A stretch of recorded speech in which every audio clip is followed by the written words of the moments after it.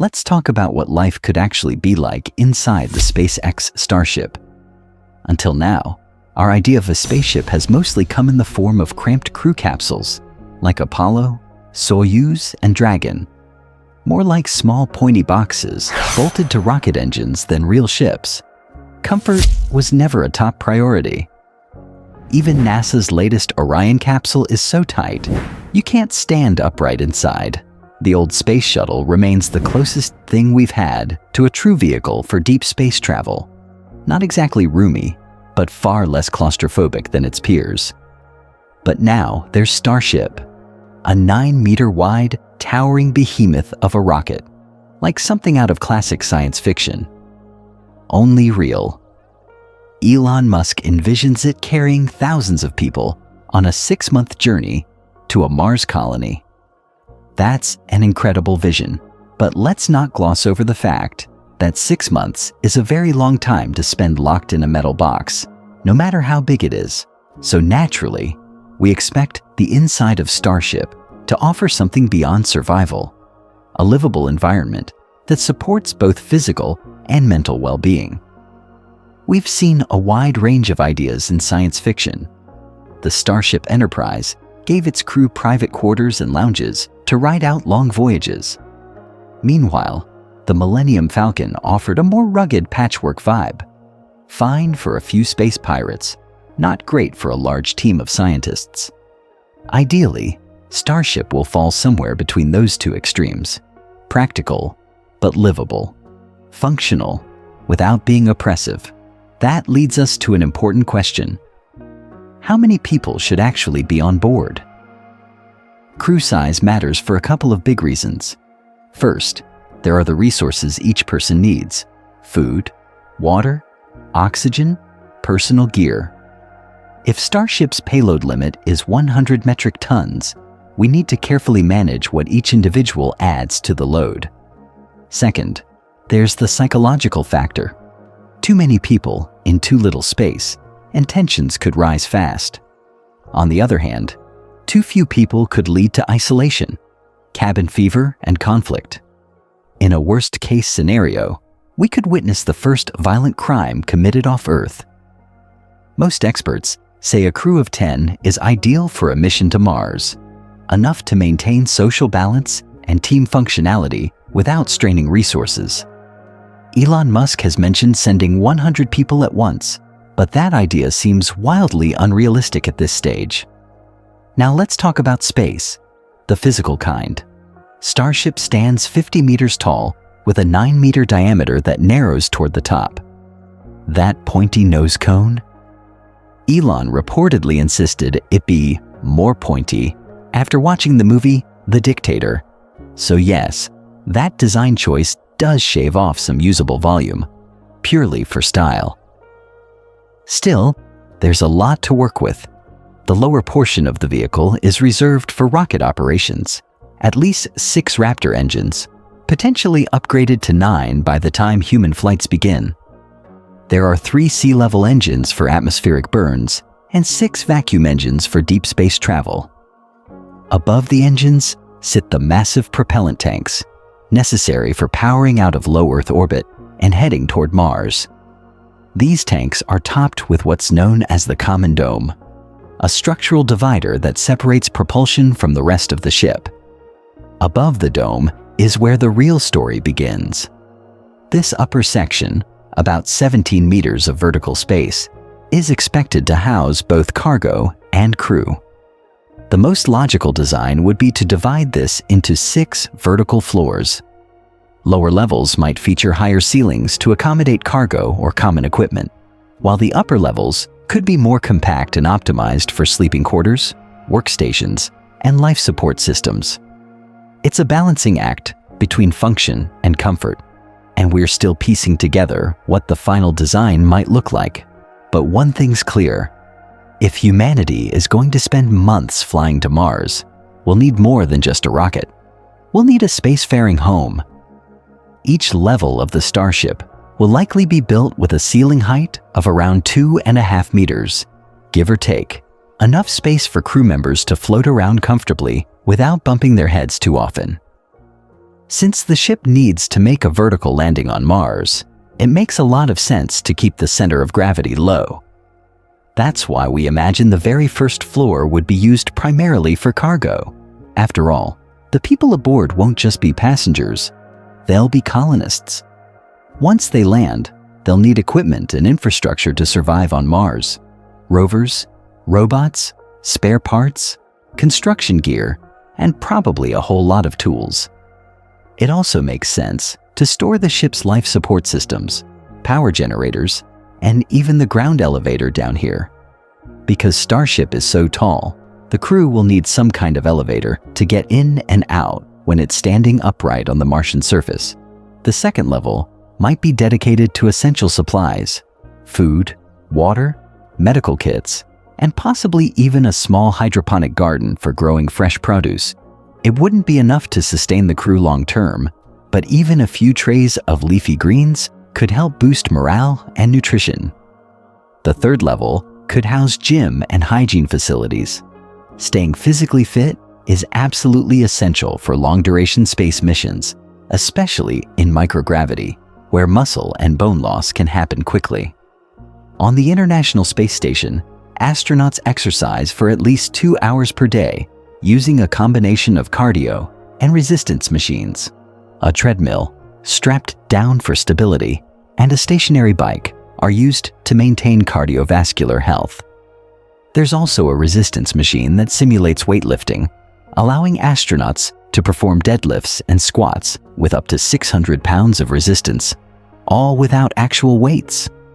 As for showers, don't count on it. Water is too precious, and it doesn't behave the same in zero gravity. Instead, astronauts use wet towels and rinse-free shampoos. The toilet situation is also a bit tricky. SpaceX has already been developing zero-gravity toilets for their Dragon capsule, so by the time we're sending people to Mars, they should have a reliable design ready to go. Level 4 would most likely be dedicated to crew quarters. Don't expect luxury, but thanks to the Starship's volume, everyone should get a decently sized compartment. Think Japanese capsule hotels, compact sleeping pods with a bit of privacy, though these might be stacked vertically to conserve floor space. Level 5 could serve as the common area, a place where the crew can float freely, relax, talk, and just unwind. At this point, the ship's structure begins to narrow into the nose cone, but there's still enough space to create an open lounge. A large viewing window wrapping around the perimeter of the room could offer an incredible panorama of deep space, something both beautiful and grounding for those on board. That brings us to the top level, Level 6, which would be the smallest floor due to the ship's tapering nose. There's also the methane header tank located up there in the current Starship design, which would reduce available headroom even more. Still, it's likely to be the location of the command deck, the control center of the ship. Even though Starship will fly mostly on autopilot, there would still need to be manual controls, displays, and backup systems for safety. This is where the crew would strap in during launch and landing, monitoring systems, and managing any necessary operations. Connecting all 6 levels would be a central column, basically a vertical tube that allows crew members to move between floors easily in zero gravity. It would likely include handholds, a ladder system for use in gravity environments, and could serve as a hub for plumbing, electrical wiring, and ventilation systems. Structurally, this core column would also add rigidity and strength to the ship's overall frame. But of all the challenges facing Starship travelers, perhaps the most difficult one will be staying connected, not physically, but emotionally and mentally.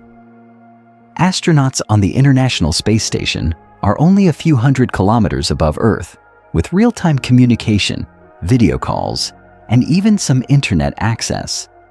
But as the Starship travels deeper into space, that connection will gradually fade. The further they go, the longer it takes for a message to reach Earth. Eventually, the delay grows so large that real-time communication becomes impossible. At the halfway point between Earth and Mars, it could take around 10 minutes for a signal to reach the other side, and another 10 minutes to get a reply. That's a 20-minute lag between sending a message and receiving a response. No phone calls, no quick back-and-forth chats. Just a growing silence and the realization that you are far, very far from home.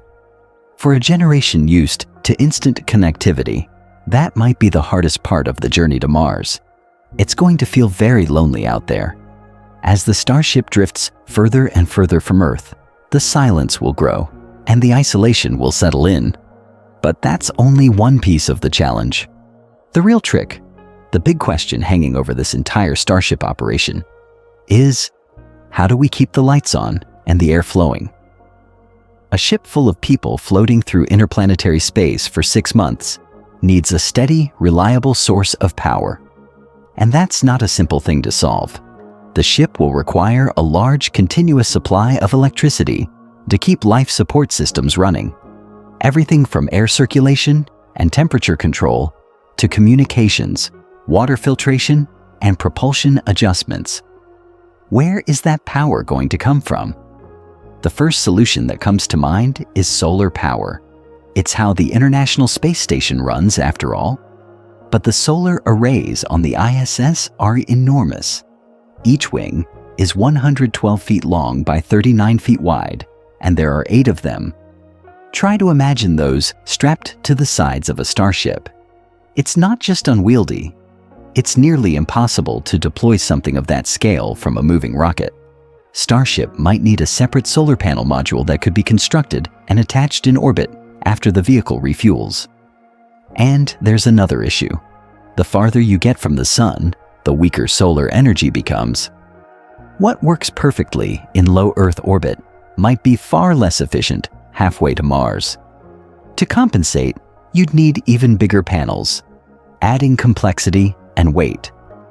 And then what happens when it's time to land on Mars? You couldn't bring all those panels with you. It's a messy and incomplete solution. The second option is batteries. Fortunately, Elon Musk happens to run a pretty successful battery company. You might have heard of it, Tesla.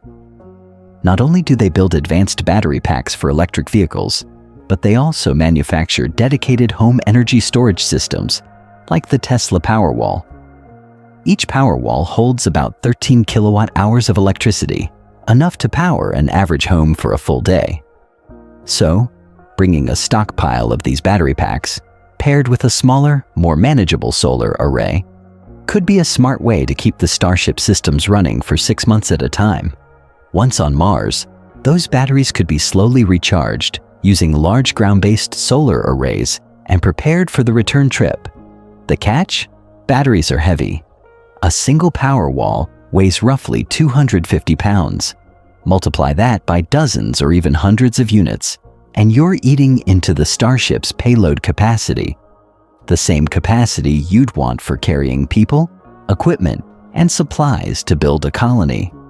It's a trade-off. A third option, and a promising one, is hydrogen fuel cells. These devices convert hydrogen gas into electricity, and as a bonus, they produce water as a byproduct, solving 2 critical problems at once. Hydrogen, being the lightest element in the universe, is relatively efficient to store and transport, especially compared to bulky batteries.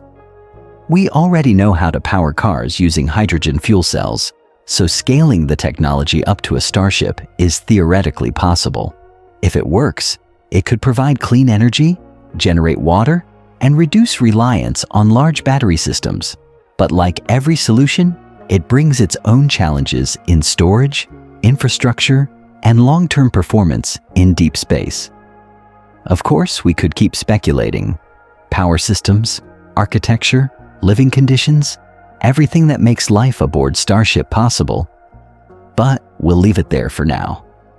What do you think life inside a Starship will be like?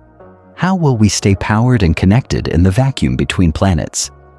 Drop your theories in the comments below and let us know. And if you enjoyed this deep dive, make sure to give the video a thumbs up. It really helps more people discover our work.